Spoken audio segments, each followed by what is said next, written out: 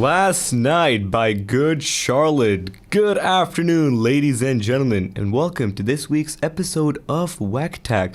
I'm your host, Chaudhry Waqas, presenting you this 1 hour of comedy, parody, and funniness that will tickle your funny bones, hopefully, and indulge you in a lot of meaningless conversation, a lot of which is my opinions. And without further ado, we're gonna get into the banterous news stories that surround us all.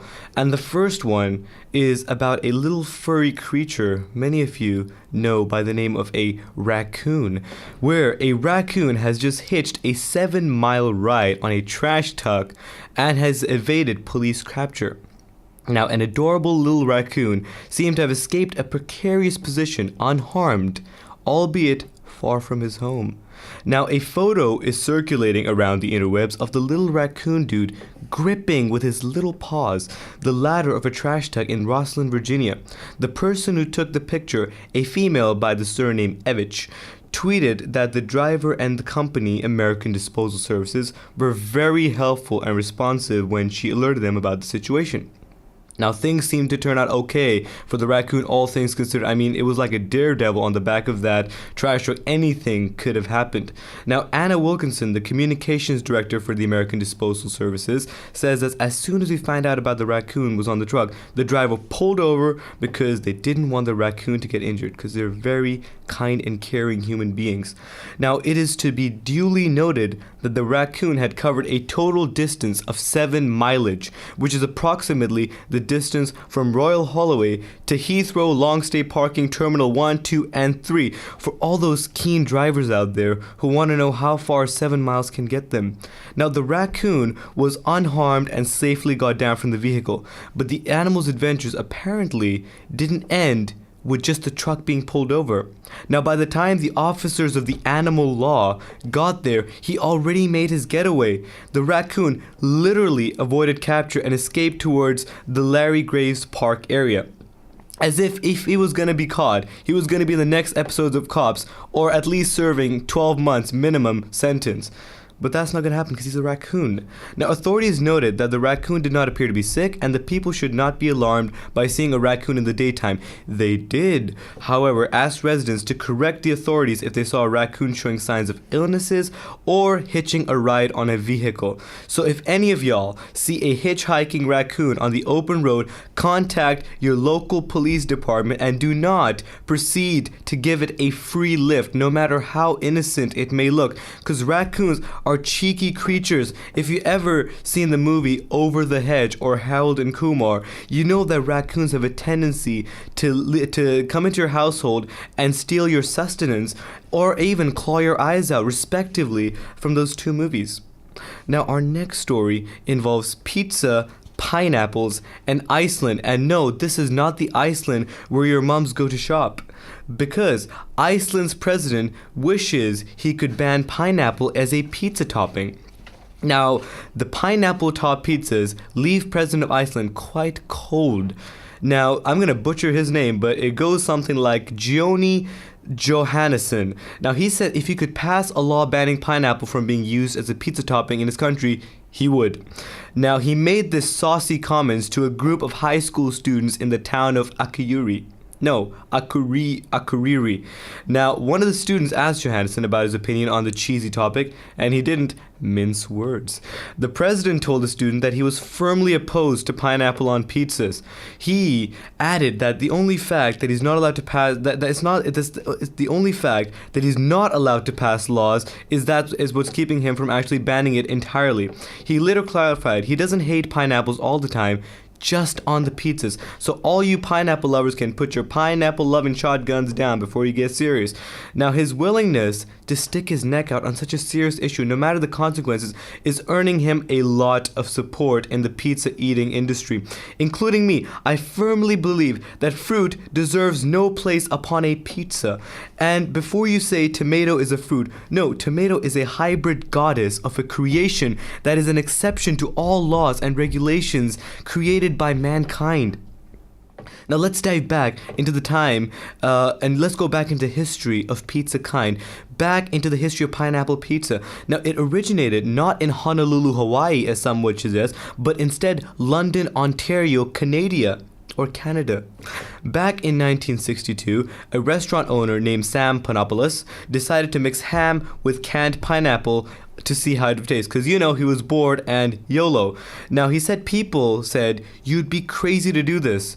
Panopoulos was like, people said, "You'd be crazy. Why are you doing this? You'd be crazy to do such a thing." Now he sounds less like a pizza chef or a pizza connoisseur and more like Walter White talking about his booming meth empire. Now Johannesson, the Iceland president extraordinaire, issues against pineapple gets his sympathy from a bunch of people, such as a dude who owns a pizzeria in San Diego, who said that, "I feel chefs should be free to experiment, but pineapple is a horrible topping for pizza. It's extremely sweet, and it should not be served over a tomato sauce because red sauce does not go well with sweet ingredients." To that I say amen and hallelujah. But there were some people that were like, "What are you talking about, man?" Because they loved their pineapples. They were like, they said that being against pineapple pizza is like being against Santa Claus. There's really nothing that won't work on a pizza, and to some extent I do agree with that. So what's your take on this pineapple pizza gate situation?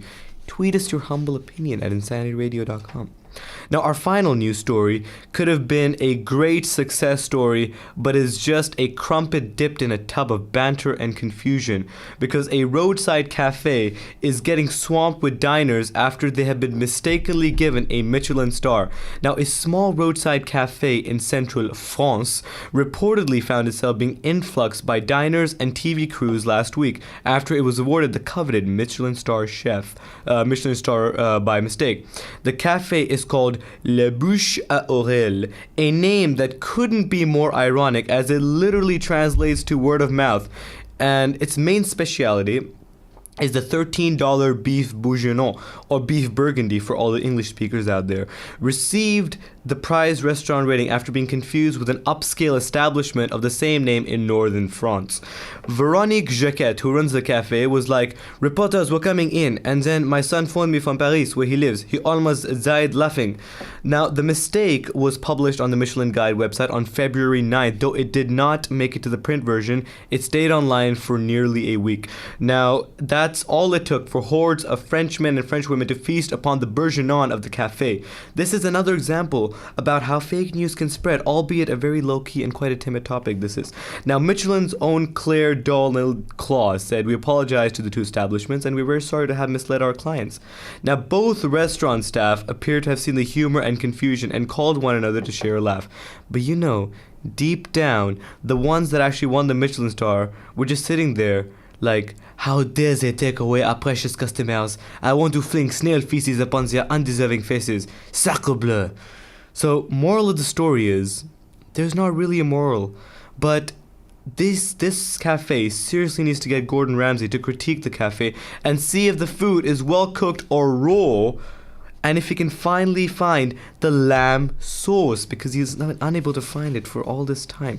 So those were our saucy and food-esque, raccoon-ish news stories of the day. Next up, we're going to be having a new segment called Topical Talk with Pierre, the unqualified entrepreneur. We're going to talk about technology and its impact in current society, so stay tuned for that. But in the meanwhile, I'm going to take you down to the subcontinent, to the mystical land of India, where I'm going to play a track from a Bollywood movie called Bluffmaster and the singer is Abhishek Bachchan, a very famous Indian actor. The song is called Right Here, Right Now. Enjoy, y'all. Listen up, girl. एक मैं और एक तू है और हवा में जादू है आरज़ू बेकाबू है समझो सारे बात बाकी. This is Insanity Radio 103.2 FM.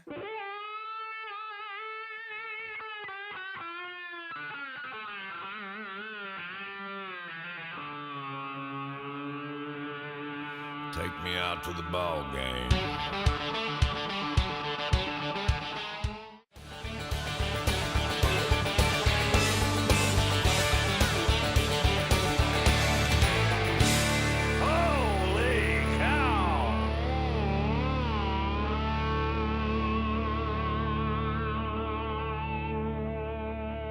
That was Trace Adkins with some cold, hard country rock and his song called Swing, a song that teaches you about how to move a baseball bat when it's in your palms. You swing it to get that home run.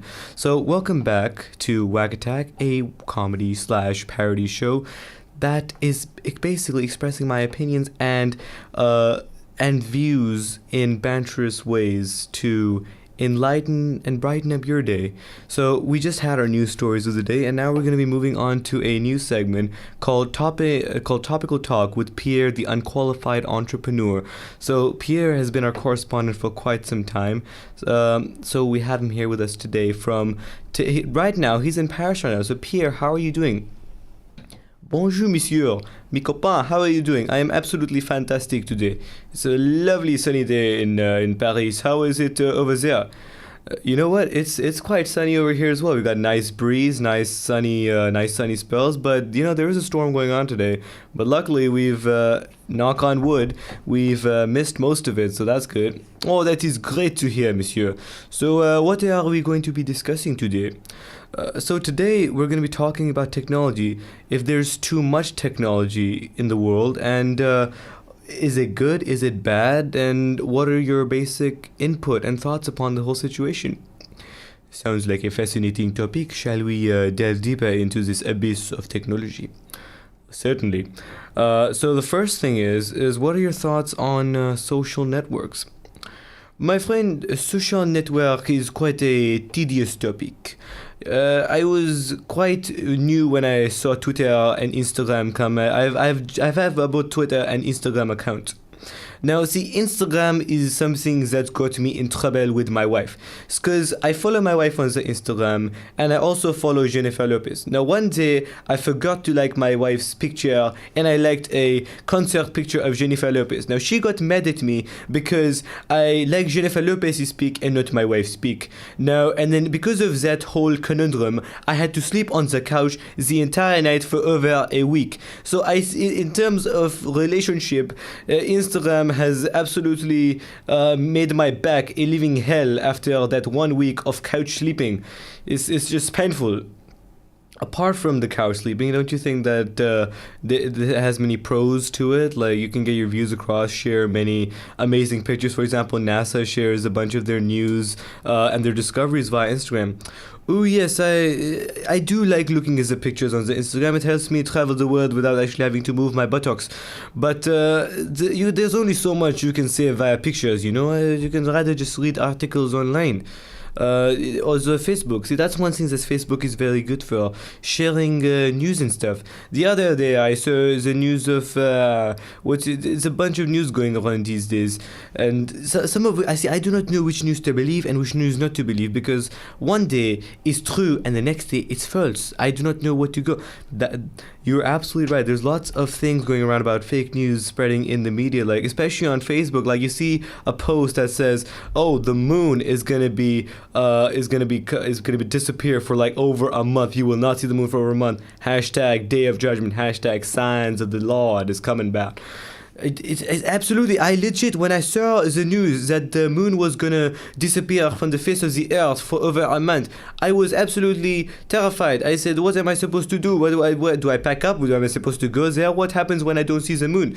I mean, I genuinely had no idea what to do, so I was just running around dans ma maison, frantically, just screaming and just munching on chocolate baguettes because I did not know what to do. It was a very frantic time indeed.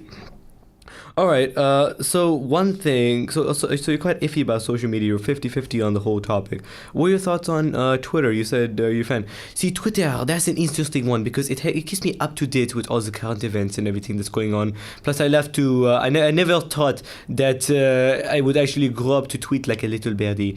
I do enjoy my tweets and stuff. I like to post quite low-key stuff of what I'm doing because I like to think of myself as being a very important Frenchman, and I want to tell the world when I am taking a dump, when I am sleeping, and when I am taking a shower, because they deserve to know what a Frenchman is doing on a day-to-day basis. All right, so you're a fan of social network. I would not say I'm a fan. It's just it's a thing that you use, and it's enjoyable at times, and it can be a hassle at some point.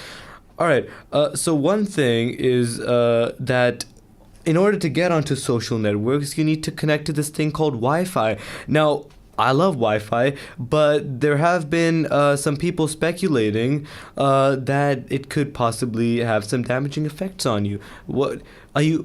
Or that wife can actually like kill you? Are you trying to say my wife is trying to kill me? No. Wi-Fi, not your wife. Oh, so I genuinely, one of these days, I genuinely think she's gonna just get a big knife and just have a little stab at me. Oh God. Oh yes, Wi-Fi. See, that's a touchy topic, because you need Wi-Fi. How else will I browse the depths of the interwebs? How will I watch my cat videos? How will I indulge in watching people fall from skateboards? I will not be able to do that without the Wi-Fi. I mean, walking in parks is frankly overrated. Like, I went to the Parc dans le Paris, near the Eiffel Tower. It was just cold, my friend. It was cold. The trees were not there. I would much rather sit by my fireplace and watch pictures of little kitties doing little funny things, and of Turkish men spreading salt upon meat. I find that to be a very quite a pleasurable thing to watch, if I say so myself. All right, so Pierre, in talking to us about technology, has said that he finds Turkish men salting meat extremely pleasurable. So we'll come back with Pierre, and we're going to discuss some more things related to technology, some deeper stuff about technology, the wide range, because technology is just not limited to social networks and Wi-Fi. There's much more to it. But before then, we're going to go back to the 80s to one of my favorite rock bands by the name of Aha. They brought you Take On Me and a bunch of other banging tracks. This is another one that I don't see being played a lot. Back in the day it was quite big, but these days you don't really hear a lot of it. But I'm gonna bring to you You Are The One, a fantastic track that you can bop to. So this is You Are The One by Aha.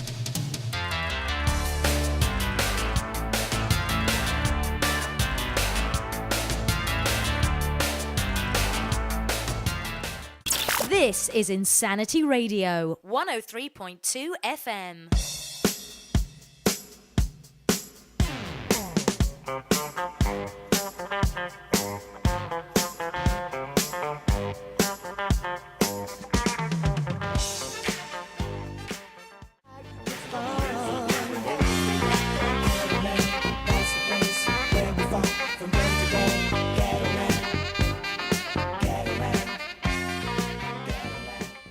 That was Rick James telling us about life in the ghetto with the song Ghetto Life from the 1980s. Now, he made it seem less like a traumatic experience and more like a scene out of Grease, which is a great outlook on life. No matter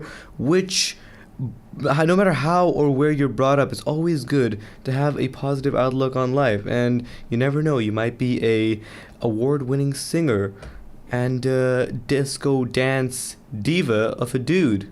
Rick James.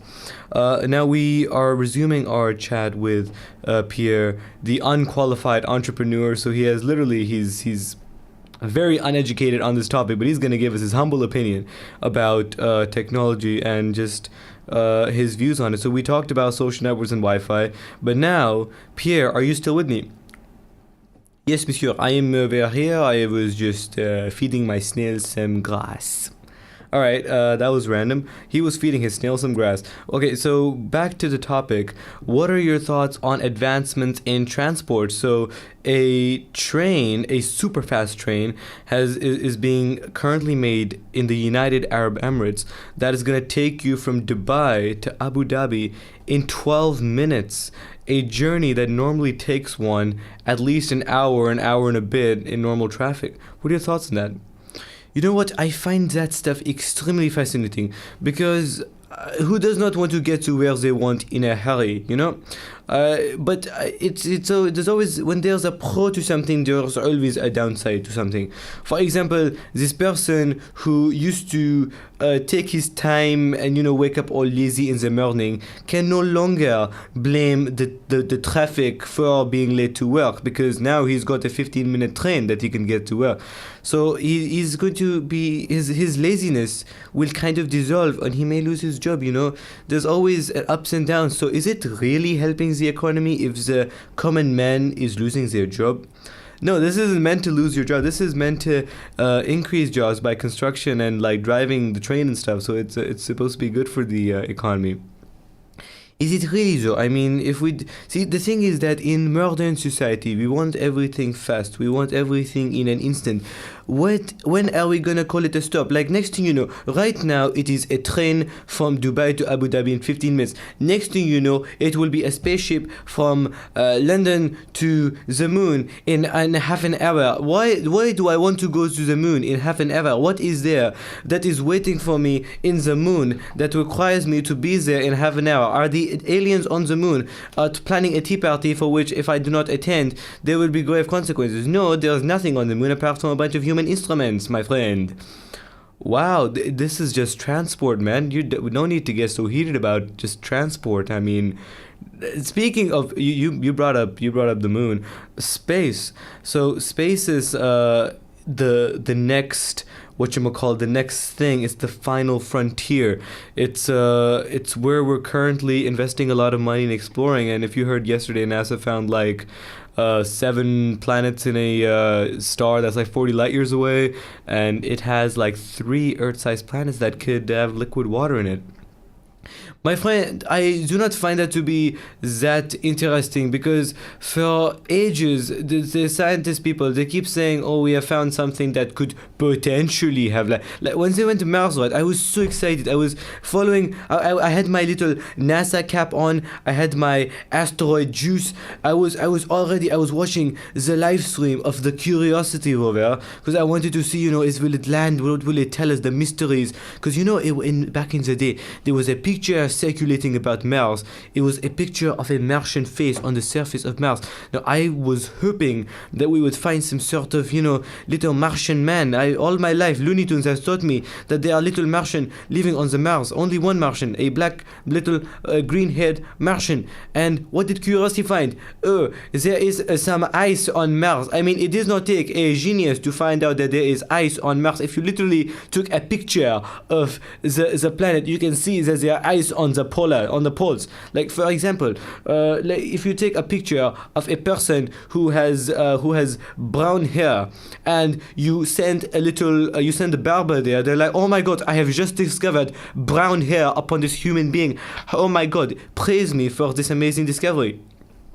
No, the thing about Curiosity that made it so amazing was because it was the first time we were able to put a high-level rover upon a distant planet that can do scientific experiments that were previously unknown, and help us to understand more about Mars, so that we can eventually get there. My friend, what is the rush in going to Mars? What will we find when we get there? It is just rust. Have you seen The Martian? What does Matt Damon have to do to let us know that it is not safe to go to Mars? I mean, they seemed like they were way technologically advanced than we are at this current point in time. And then again, Matt Damon was able to survive that. Matt Damon was stranded on Mars. Now, Matt Damon in the movie was a smart mathematician / physicist / botanist, whatever he was. If I was in a similar position and I got stranded on Mars, I would literally die in seconds, because number one, I do not know. I literally cannot do 2 times 2 in my head. I can do 2 times 2, but in more complex equation, I cannot do it in my head. So I'm literally a little fish floating around in an unoxygenated, no atmosphere planet. So it's just very... I do not like the idea of it primarily. So you're not a big fan of space travel. Richard Branson would be quite sad, in my opinion. But what about humans interfering with things? So human cloud generation. So is this process called cloud seeding, where scientists have been able to create clouds that can make it rain. So, for example, if a place has drought, it can make it rain. What are your thoughts on that? If we are able to make clouds that can make rain, how do we still have world hunger? I mean, there are places like Ethiopia and Somalia that are still having drought. If we can make such clouds, why do not we just whoosh some over to Africa, cure their drought, and whoopsie do, you can feed your cattle and everything. See, it's not that easy, but the thing is that some people consider cloud seeding as a way of meddling with the planet Earth, that we shouldn't do this because it could have potentially harmful consequences. You know what? I do agree with that. You never know what humans can do. For example, like food technology. I saw this. J'adore le Netflix. I love watching Netflix. And a show that was recommended to me was called Food. It was to do with food because I love food. There's nothing better than some fresh bourguignon avec la baguette et l'escargot. Nothing better than that. But this documentary said that because we messed around with food and because we adopted agricultural techniques that are alien to our ancestors, we made bread that was faster and had more energy, but with a consequence about it had a strain that made it undigestible for some people, and it's called gluten. So because of our meddling with the agriculture, we made gluten a problem. I mean, that is one of the most dangerous things that people are facing these days. Everywhere you go, you're like, I do not want to eat the gluten. Back in the day, everyone ate bread. It was a normal thing. Nowadays, you're like, oh no, it has gluten. I cannot consume it. Bleh. Now, I think, is life really worth living if you cannot consume a sandwich with Nutella? I mean, even Nutella, for example. I love Nutella. I eat it every single morning. But apparently that causes cancer as well. It's everything you try to eat is trying to kill you. So whatever you try to do, there's no point. Because there's no point. What's going on? Okay, so Pierre telling us about technology is leading us to new advancements, but could possibly lead to our own doom if we keep messing with it enough, because we already have gluten. I mean, if gluten's such a problem, imagine what will happen next. Cancerous Nutella. The possibilities are literally endless. Next up, we have another 80s/90s band that is still going on to this current day by the name of Aerosmith. Oh, they've got some hit music. We're going to be playing a track that was played in a movie called We're the Millers. And oh boy, it's a really fascinating track to just drive to. This is Sweet Emotion by Aerosmith. Enjoy, y'all.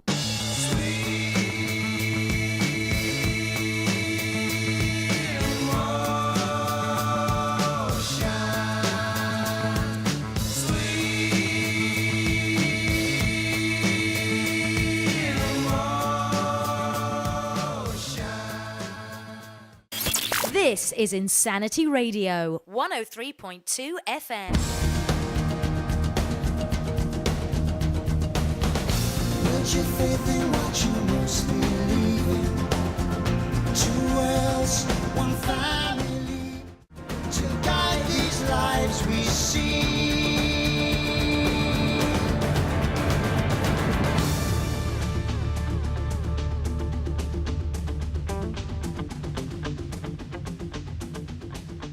That was Two Worlds by Phil Collins, an absolute banger of a track from the movie Tarzan. That brings back so much childhood nostalgia of just Tarzan and a leopard and just them going at each other like absolute savage fighting MMA beasts that they are.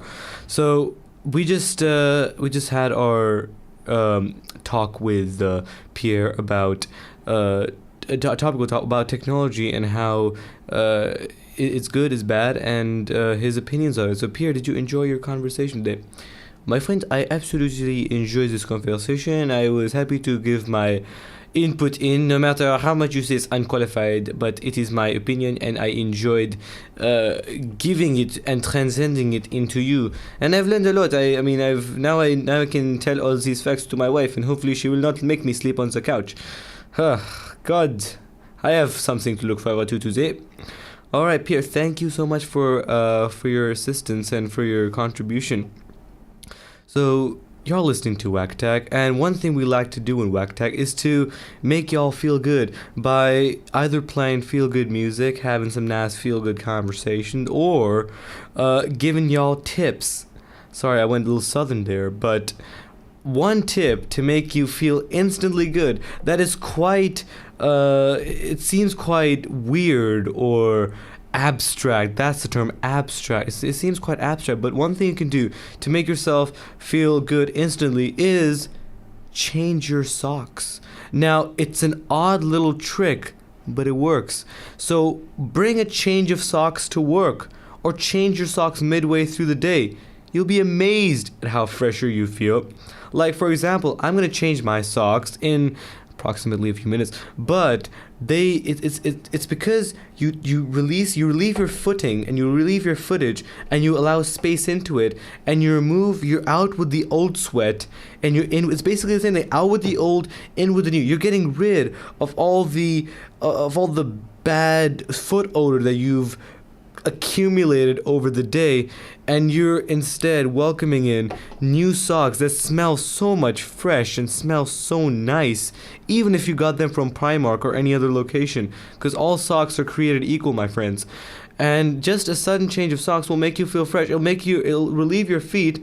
And this is especially a good tip for all of you who are walking outside with your earphones in, or anyone who has a lot of walking to do today, whether they're commuting into London, coming back, or just want to have a little stroll in the park, as it may. So that's one thing y'all can do to make yourself feel instantly good. Of course, we're gonna have new tips every single week, as usual, but I would like to thank y'all for listening to this week's episode of Waqattack. Hopefully you guys enjoyed it, and if you have any feedback, feel free to tweet at me. My Twitter handle is Chaudhry Waqas 3, or you could tweet at the Insanity Radio Twitter handle, which is just Insanity Radio, because it's low key, it's to the point, unlike mine, which was Chaudhry Waqas 3, because number 1 and 2 were taken and I had to settle for 3, because you don't want to be number 4 because that'd be too much, and you don't want to be something ahead of that because that's just weird. So you want to go with a simple yet effective number, but that's a different story. To end things off, I'm gonna play a song by a famous singer. Also, we played a lot of old songs today. Basically, old is gold. Whatever they say, old music. There's a certain charm about it that you don't get these days.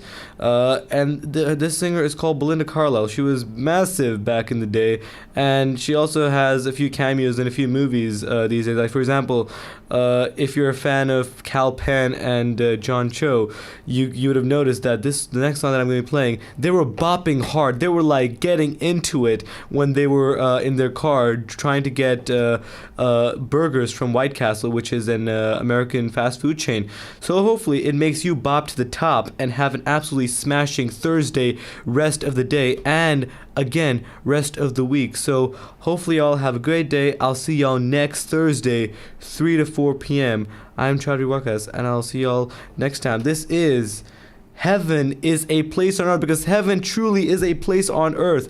Good day, y'all. Belinda Carlisle. Woo.